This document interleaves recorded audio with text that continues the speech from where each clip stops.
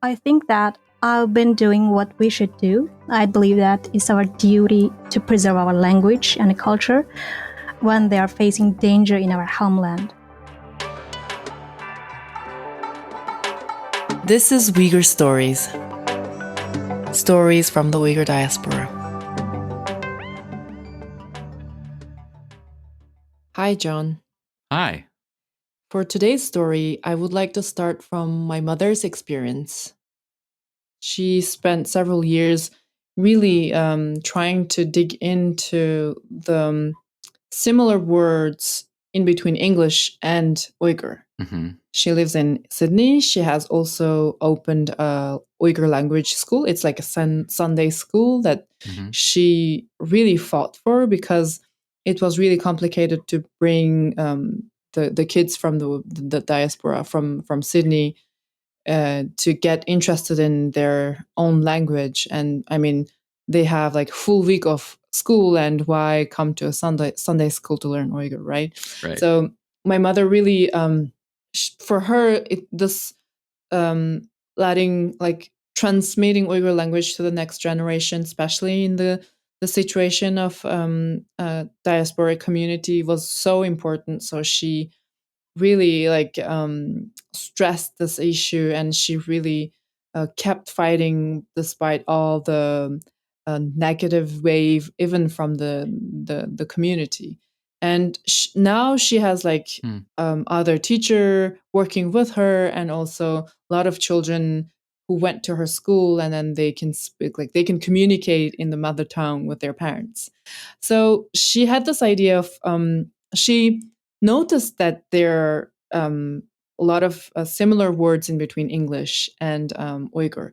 So she spent several years really like trying to collect all these words and then make kind of inventory of which words are in two languages. Can you give me some examples? I'm very interested to know. One example that she gave me was in, I-N-N. It's like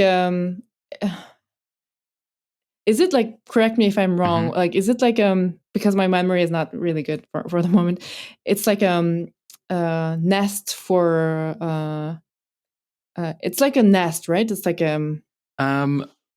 it's like a place where animals will.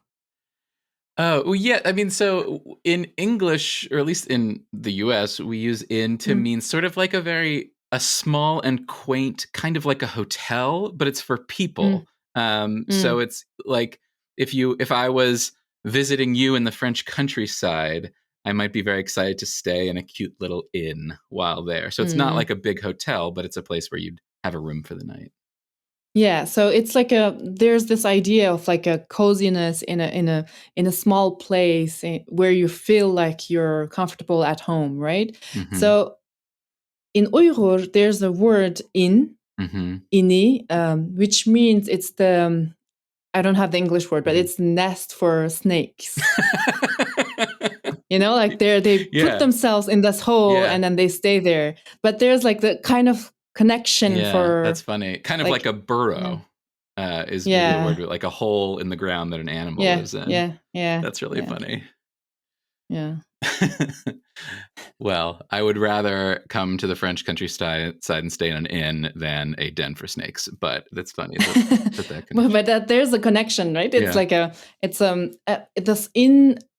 It's not a usual word in Uyghur. It's like few people might use it in contemporary Uyghur, but there is that kind of words. Like it is not from like recent like globalized context, but it's like from before. So there's a kind of, I mean, Uyghur language is that globalized actually, because there's the trace of these kind of connections, which is not just banal and easy to make connections because it's globalization, you know?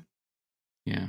It's not just like every language uses the word internet or whatever, more or less the same. You know, it's something much more ancient, that connection.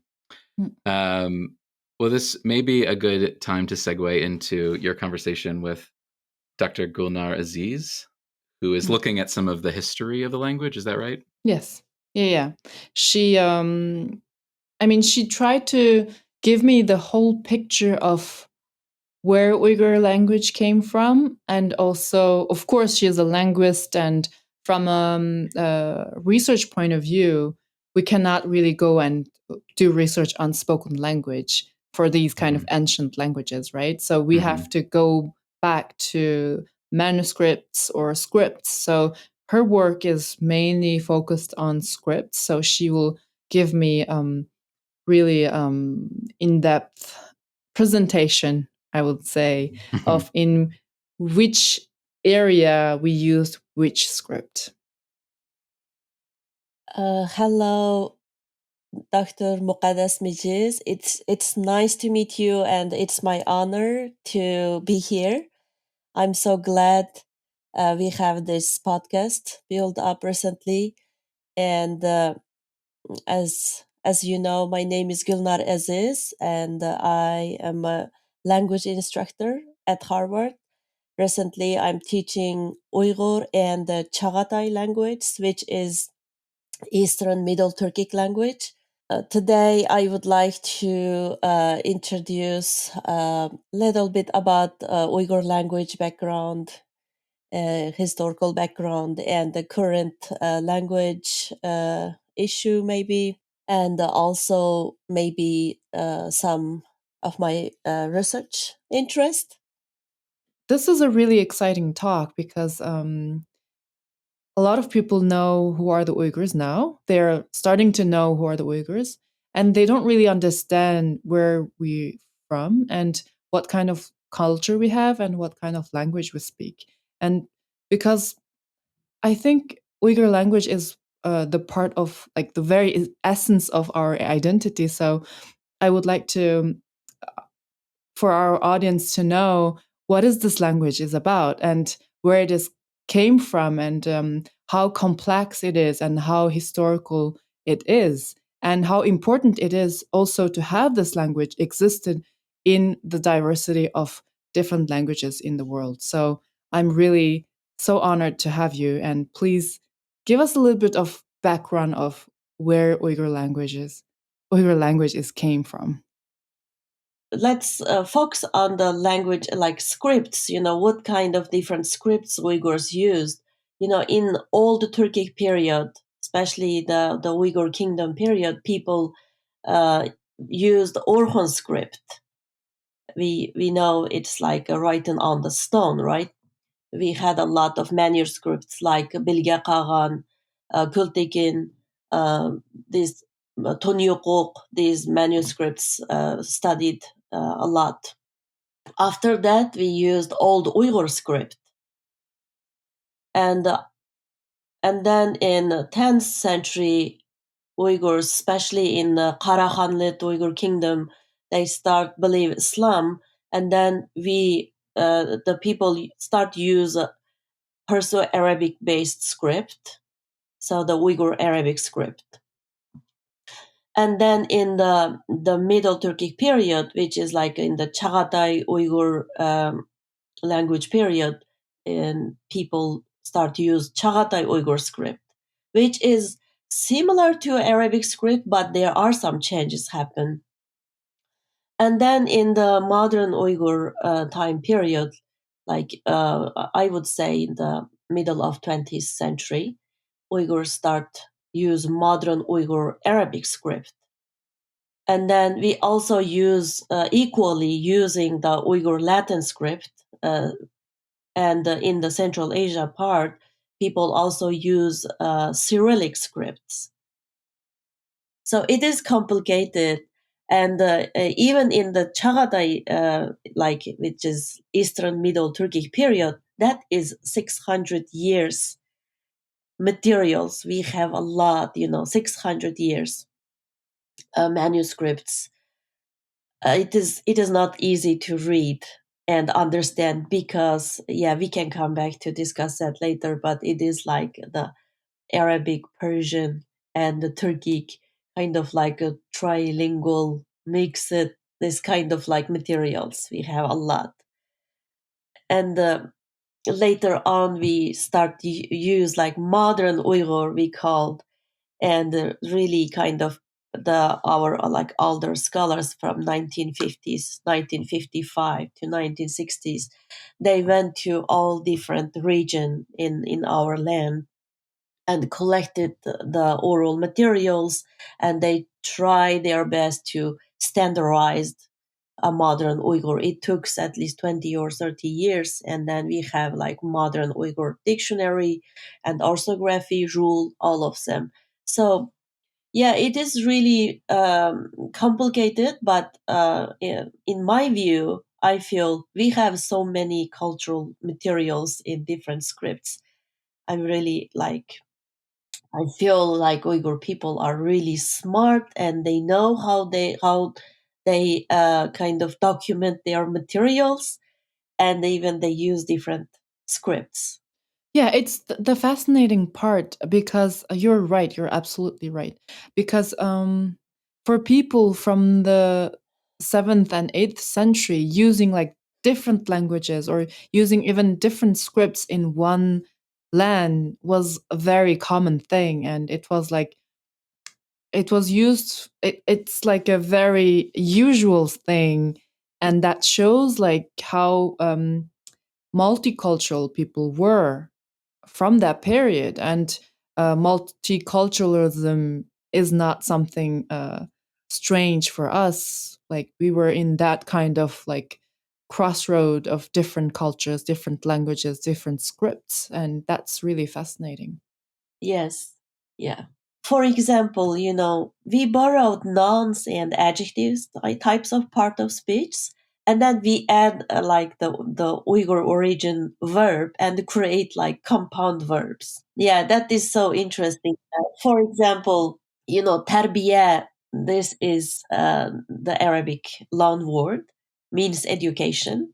And then we just add the to verb, like do verb, like kıl in Uyghur. We create terbiye kıl as a verb, compound verb, to educate someone. Or terbiye al, get education. Or terbiye ber, to give education to someone. And like jambul, jam is Arabic word, gathering. Jambul means to gather, to be gathering together. And the hizmet kıl, hizmet is Arabic word. There are so many this kind of compound verbs. And even from Chinese, we don't really borrow any verb. But maybe in the old Turkic or old Uyghur time period, we may have influence with Mongolian language and Tungusic language, which I didn't do any research, so I can't really say something.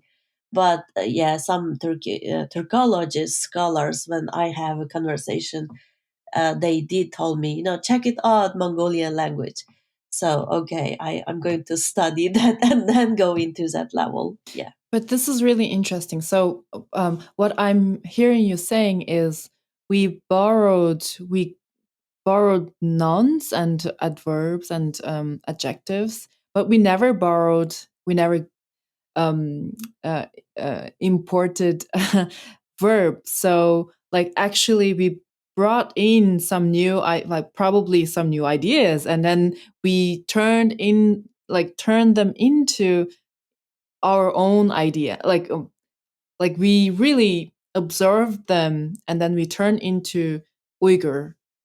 Like we Uygurify, I don't know how we can say it, but we Uygurified these borrowed words. I mean, that's really interesting. That's something probably that we have been doing for over the centuries for a lot of things in our culture. For example, for music and for poetry, for I don't know, for other like for food or anything else. Like maybe we have that capacity of being in touch with the outside world, and but at the same time keep our own essence and turn what we see in the world into something Uyghur. And maybe that's really interesting part mechanism of our Yeah. culture. Uh-huh. And beyond this verb part of speech, language contact. You have a relationship with other people who are speak different language, of course, in daily basis, or you do like a trade and other like relationship. You definitely use or borrow or lend the language. Yeah, Language exchange yeah. happen. I mean, it really counters the narrative of Chinese government, which saying that we're backwarded, we are not developed people. But there's like a very ancient intelligence of Uyghur people, like being in touch with everyone, speaking multiple languages, and having no problem from switching from one script to another, and still like having this intelligence of like living in harmony with their neighbors as well, like using language, because I Uyghur people are very well known for trading, so they have been trading for centuries. Like if you want to trade with your neighbors, you have to be peaceful and intelligent people. So yeah. Yes, that's true. In the old Silk Road, we all know the trade happened, and people from Persia, from Arab, all of these through this the old Silk Road, especially from the Uttra Tuzlanlik, the Zhongyuan they call. They exchange trade, especially in the Kashgar. These are the kind of like trade, like important spot at that time.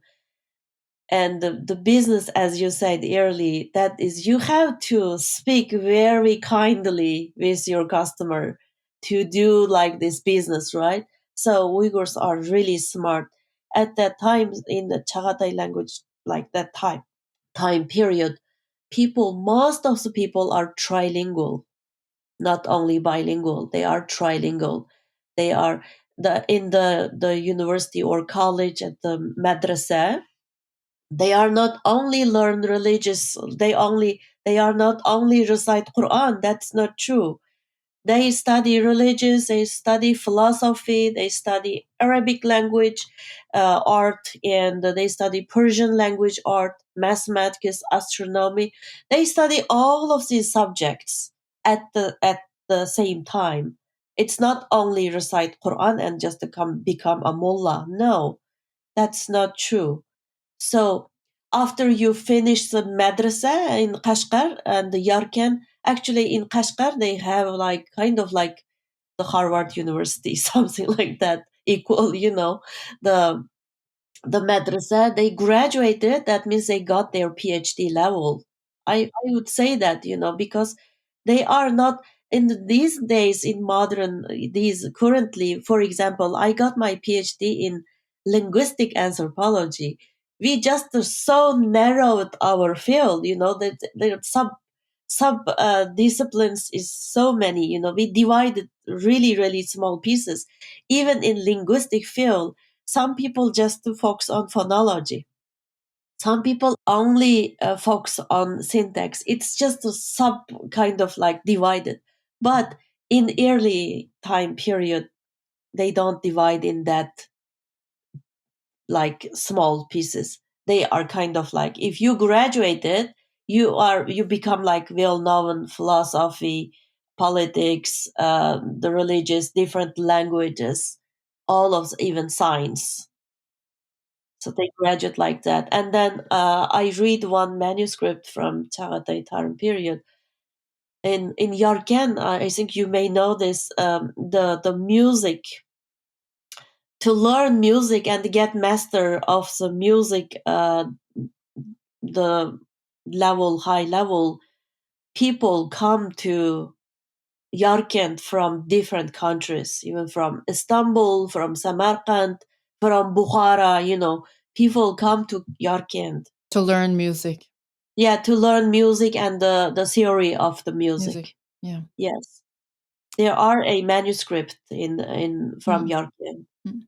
So talking about these manuscripts, I know that you did some research on these manuscripts. So can you please share us a little bit about your own research on these complex and very important manuscripts? we decided to do this because the Yaring collection from Lund Library, there are at least 580 different types of manuscripts, which belongs to Uyghur. And it has different genre, like a tazkira, the historical materials, the literature, the poem, and even some textbooks and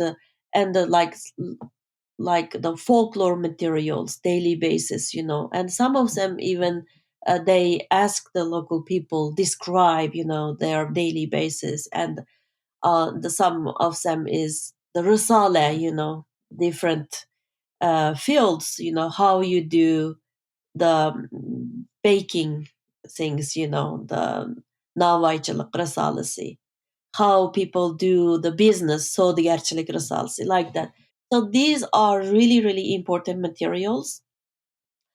And what we did is, leading by Dr. Dwyer, and we have a group of people work for these projects. We collaborated with Lund Library, and first we scanned most of these, like high quality scan, most of these materials, and that is scanned so everybody can see it, which is, there is a website you can go and check it out right now. And then the next step, we read one by one, and we selectively transcribing, transliterating these manuscripts. Because I was the only Uyghur in that team, so they give me the honor to pick up which materials we should transcribe. And I picked up these medical books. Why? At that time I can pick up the historical materials or Tazkira or Risala. At that time I just realized, okay, this medical, there are only two medical books related to medicine, the Uyghur traditional medicine. I just realized these modern days we have so many research companies, like they are trying to create more good, like what is it, supplement, neutral, like what is that, Natural, yeah, vitamins or supplement. something, Yeah, I when I picked up, I didn't read inside yeah. all of them, I don't have that much time, but I just realized, oh, this is related to medicine, it might helpful for the future, because we are really kind of like going back to search, everything should be neutral.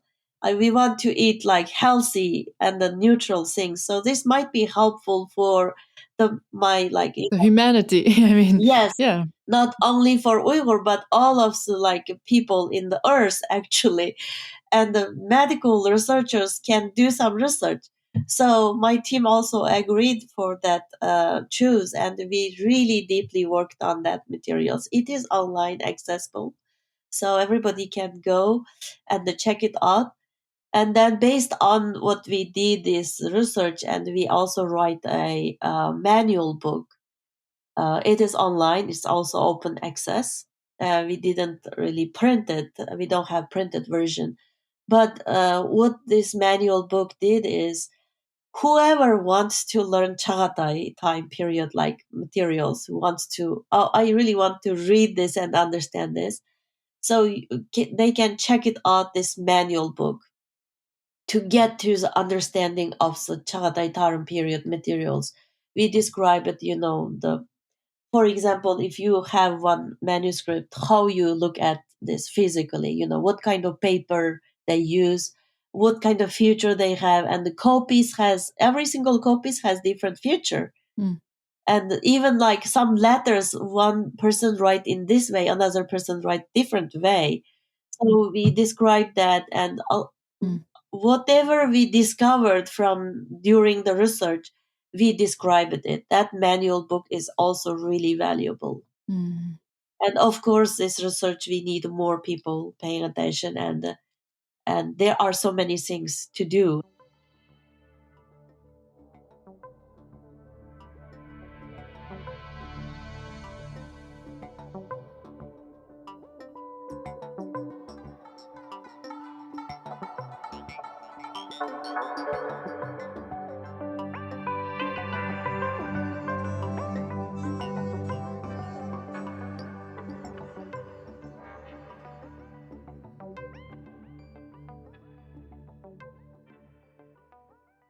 I know to speak a language, you don't have to know the history of it. Like you don't have to understand which are the scripts that used. Right. Yeah, you don't have to have that kind of historical background, but I think it's important to, in the case of Uyghur language, because it's so endangered, there's like so much challenges coming from the Chinese government, but at the same time also from the younger generation, because English is a very important language for many of the Uyghur youth, and also all the language that they have to learn and speak where they're living. And also for Uyghurs who's in the Uyghur homeland, they need to learn Chinese, which is the same as Uyghur diaspora in the Central Asia. They have to learn Russian and also Kazakh or Kyrgyz or Uzbek. Right.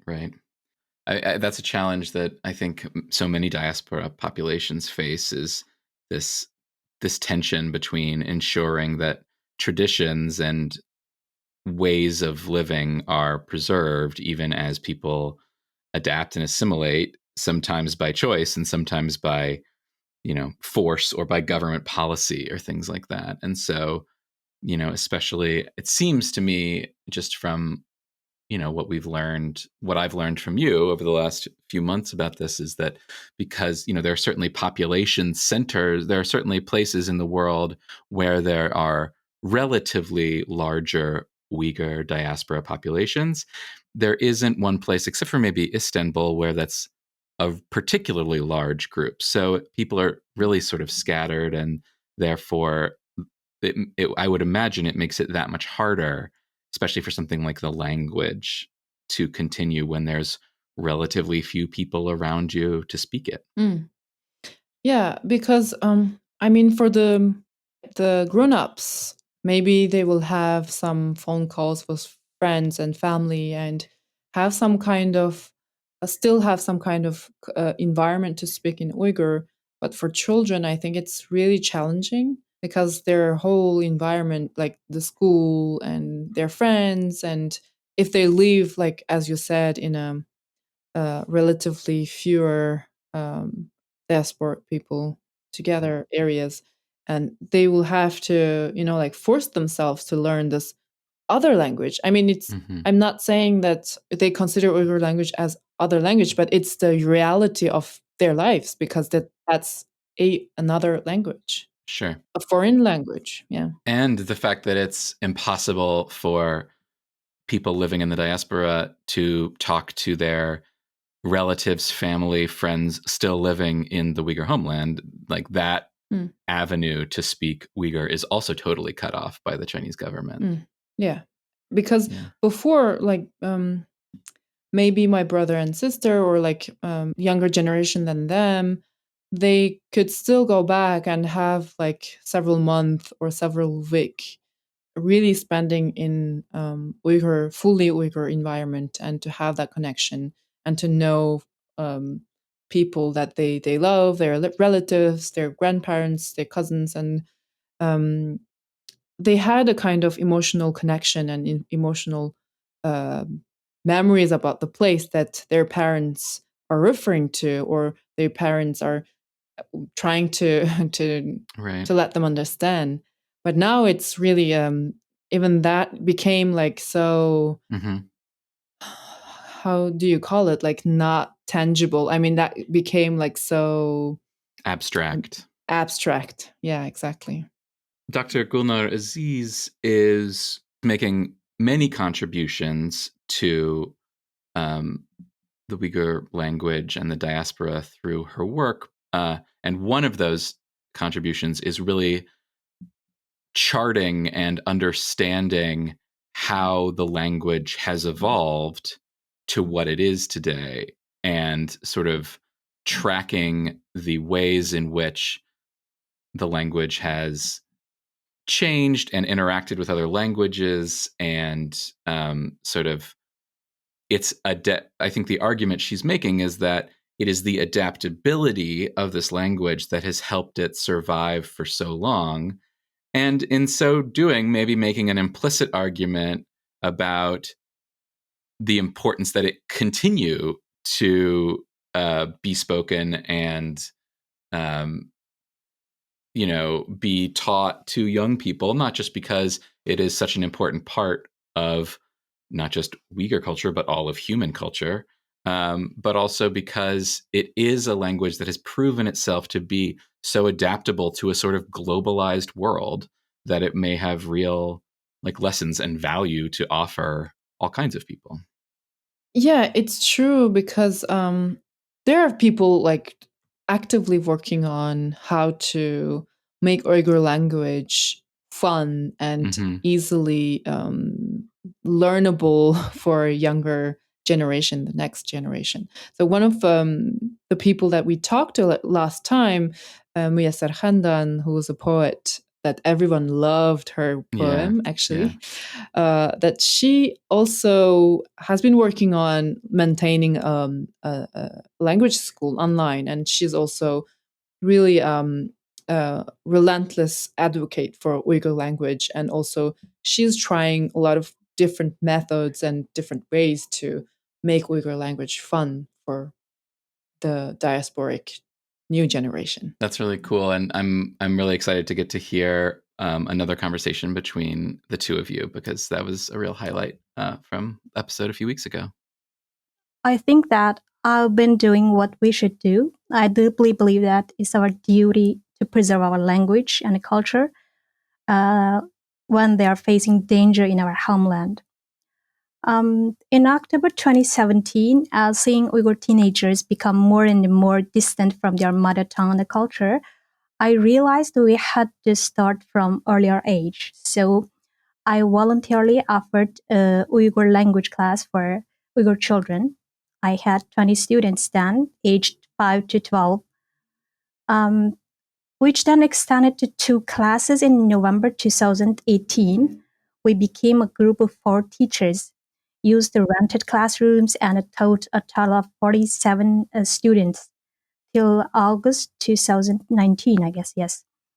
And I wanted to make it available for more students afterwards and searched for a suitable place. But after the pandemic started, we started an institution called Uyghur Online Language School with a new program with 7 other mother tongue teachers from Norway, Sweden, Australia, and France. We accepted students from all over the world, and we have now over 100 of students. So it's basically an online language school. Yes, it's online, yes. And in April 2019, we started to publish a children's magazine, Tetlak, for Leaf Clover, to offer Uyghur children a place to show that what they learned. Children wrote about all kinds of stories, for example, about their relatives left in East Turkestan, about their hometown, which some of them haven't been to yet, about their schools and classmates, and all other subjects which a normal child or normally thinks of. We recently arranged an online speech contest among Uyghur children, and we saw a real hope in it, that our children are being brought up with strong ethnicity. This is only an example of the hope we have. Children are the hope itself. So if a language and a culture are inherited by an enough number of children, it won't be in danger. It is also a very big challenge, though, because all these children are living in various countries, and they don't have enough Uyghur language environment. Sometimes it's really hard for these kids to practice Uyghur language. So do you have way to help them? In Turkey, it's better because they have a larger community here. But after we started an online school, I realized that in Europe or in US, it's more difficult for them. But we also started a parents class to teach parents how to instruct their kids, how to let them learn in an early age, because parents are the keys. If they don't teach them in an early age, it's very difficult for us to teach them. What are the methods that you use to teach kids? Because you cannot obviously talk about too complicated things, like how you start a language course. We have now an alphabet book, which was made by Gulnar the teacher from Norway, and we use it for the smaller ones. And after that, we are using the textbooks from our hometown, like Uyghurization, edited ones. We use them as like we use some text from it, and we make some exercise by ourselves. And then after that, we use it for kids. After seeing their progress, we can make some changes or make it more difficult or make it more easier for them. So uh, basically, we use the textbooks that was made in Uzbekistan and to make it more suitable here. That's something that I'm interested in. How are you creating an environment for these kids who are growing up in Western societies? Like, I think the key to the success that they will learn a good Uyghur is that education is also suitable to their environment, closer to their environment. Because if you teach something that they cannot really visualize or cannot understand because it's too far away or it's from the homeland, it will create a gap, and I'm afraid that will create a gap in between these kids growing up in another society and to learn about something else so far away. So yeah, how you're dealing with this kind of challenges? So we're choosing stories that are suitable for them. Like some stories are really hard for them. For example, there is a text about Kanas Lake. It's really difficult for them. Of course, it's easy for us if we are like kids.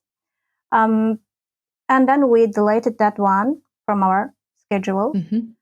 So we used another one. Like we used some international texts, like some stories from overseas, because in the textbook there are a lot of stories, like our own stories, and from Chinese ones and from other countries. So we put some of our stories as well, but at the same time we use international ones. That would be easier for kids to understand. Yes, yeah. Because that is like more like that was like closer to them. Yes. Yeah, because that's something that they can identify Yes. easily because they're seeing it growing up in these environment. Yeah, this is a really hard work you're doing, and Yes. yeah. And we are not professionals. That is the most difficult part. Like I said, I studied medicine, and none of our teachers are from literature background. Yes. Yeah, and why you're doing this, and why you think Uyghur language should exist in this world, should be part of diversity of this world. I think like Uyghur language has existed on this planet for several hundred years, and it has a right to survive like human beings or other creatures on the earth. Language often help define who we are. When a language dies, the speakers become unable to speak their first language anymore, and they will lose the memories that is unique to them. Moreover, when a language dies, it does not die alone. It will take with it culture and many other important parts of a nation. It's a great loss for the world to lose one of its languages. It's like losing one of its color. Um, as far as I know, there are estimated 600 to 700 languages currently spoken, and that between 50% and 90% of them will have become extinct by the year of 2100. It means that by then our world won't be as colorful as now. So I think preserving a language is not only important for its speakers, it's an important thing as we try to keep a species of animals from extinction or a group of people from genocide. it's been really fascinating for me to hear you talk to these two incredible people who are doing so much work every day to not just study this language and think about the way the language is studied, but to put so much energy into energizing the language. And it's really inspiring to hear their stories. So thanks for sharing those with me and with everybody. We just wanted to point out that Dr. Eziz mentioned the archive of Uyghur texts that is available online for anyone to search and look at and read. And we're putting the link to that in the notes of this episode and on our website. And also more information about Muyesser's Uyghur online school. We'll put the links to those as well. So please, we encourage you to check those out. Yeah, please check out. I think that you can find some interesting information about Uyghur language there. And I would like to say, as an ending thoughts, is of course any language has to have like their place in the world, because every language is useful and special, and because people use them to communicate with each other. So language is not just a kind of heritage or something that we have to pass on, but it's mainly to understand each other, like truly understand each other. Thank you, John, for listening. Thanks, Mukaddas. See you next time. See you next time. Uyghur Stories is hosted by Mukaddas and John Baer. It is produced by The New Wild. Our audio engineer is Hashad. Our theme music was also composed by Hashad. Uyghur Stories is made possible with the support from the US Embassy in Paris. For more information, please visit us online at www.Uyghurization.com. That is www.Uyghurization.com. Of course, you can find us on Instagram at Uyghur Stories.